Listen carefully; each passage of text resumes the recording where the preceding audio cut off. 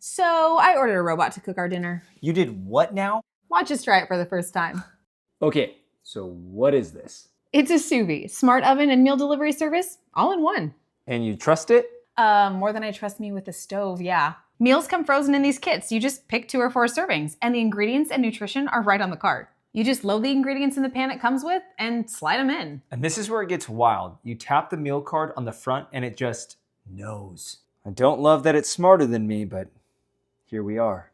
Then you just set when you want to eat, and it cooks the whole meal at once in 2 zones. Okay, but here's the part I didn't believe. It has built-in refrigeration, so I can load it in whenever I want, set dinner for 6:30, and it keeps everything cold all day and starts cooking on its own. We don't even have to be home. 3 kids running a million businesses, yeah, I'll take it.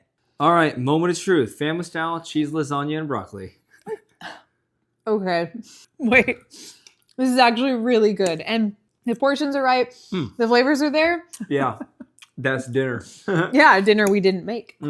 We're winning at life. Thank you, Suvie. Thanks.